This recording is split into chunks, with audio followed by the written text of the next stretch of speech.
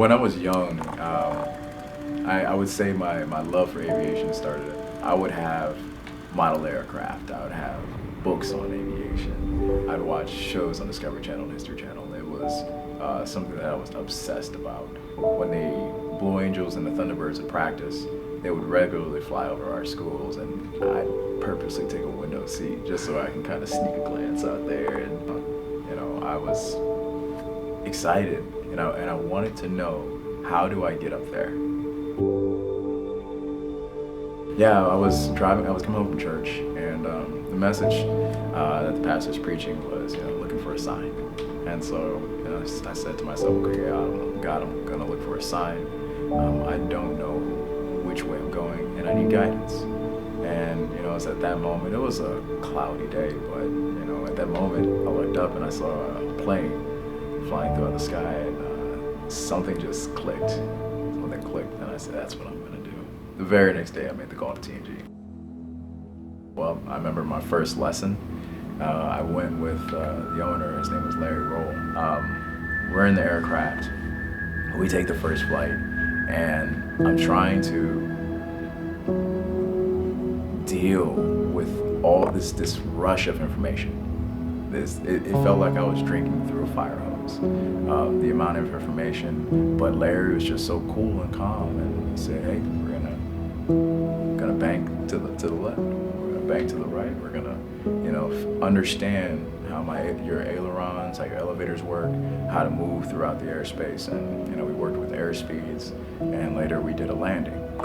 And so that first experience, it started a fire in me that just kept burning, and it burned hotter and brighter, with each day. And you would study, and you look at aircraft, you watch videos, and as we progressed through at 15 hours, I solo on June 30th, 2018, and that day felt like I was I finished clawing my way to a mountaintop, with my fingertips. And it was an amazing feeling just to know that I accomplished this thing. I saw it through, but I wasn't finished yet. You just soloed. It was a great feeling. So I knew I had to get back in there. And so this past year, 2019 in September, I hit the ground running and just started scheduling lessons, going up with my instructor. And first we shook the rust off. Then we started hitting the lessons extremely hard. We worked on everything that I was less than proficient in, and we made a point on focusing on those things and studying every day. I would come in at 7 a.m. for my shift with Signature, work until 3 p.m. At 4, I'd go fly, and at 5:30, I'd be done flying, and I'd go over to the old hangar to study, and I'd study until 1 p.m. to go home, to return again at 7 a.m. the following morning. You want to arrive to work every day because you never know who's watching. And, there was Cody and there was BJ. Fairly young guys flying a helicopter. I thought, these guys seem cool. These guys seem pretty cool with me. And so I introduced myself, said hello. I think you have an obligation as somebody in the aviation industry to help the incoming generation or the incoming people. You can't really judge yourself and say, well, I'm a good aviator, I'm a good pilot, or I'm an asset to my industry, if you can't turn around and show somebody how to get into this industry and help them get into this industry. Cody, he pitched in to help me take care of the check ride costs. That's huge. And so that financial help really was appreciated. That kind of stuff is when people see you working and see you working towards a goal.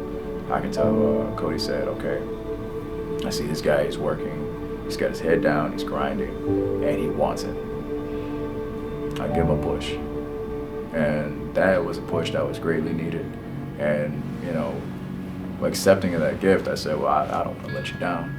So that made me wanted to work harder, stayed later, studied as much as I could. Help, he'd come to us because he knew we were flight instructors, and to help him out with the ground portion, just to study with him, make sure he was studying correctly, studying the right things. That takes a lot for a person to kind of to ask for help like that.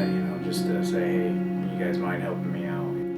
And to this day, it's the reason I wanted to help him more than anything was he was very clear on why he was doing all of this, working hard, helping volunteer at the Boys and Girls Club, and he was volunteering there, he was volunteering at other places, he was going to school, and he was going through flight training. He was so clear, and it was always the same story, it never changed. It was always he wanted to inspire people. So the Boys and Girls Club, they gave me a shot as a game room instructor at the Walton Club on the west side, and this is a place where kids come to because there's no other place for them. And it's a place where they don't want to be judged, they don't want to get kicked out, but you have to let them express themselves. Fast forward a year and a half to my last day at the Boys and Girls Club. In between there, I went from game room instructor to gym instructor, and from gym instructor to working as an ESI, which is an educational services instructor. All the kids have become my best friends. I didn't even see that happening. I didn't expect when I took the job to be there that long. And I thought, this is something I can do to get through. And until I learned that one of my passions is to help mold the mind of the next generation, to implant that seed of being truthful and honest, of strong work ethic, and to never give up. There are many people who are interested in aircraft, but have no idea how to even get close.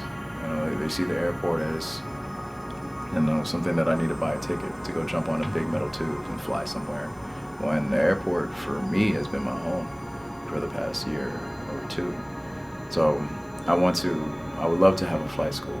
I would love to have a hangar one day with aircraft and and games and a basketball hoop in there, so that neighborhood kids can come down to the airport and they can experience aircraft and they can have fun and operate it much like a club, much like a Boys and Girls Club, where we're studying, we're learning, we're in our element, and we can work on, how am I going to foster my career in aviation? How am I going to foster these future A&Ps, these future air traffic controllers, these future pilots?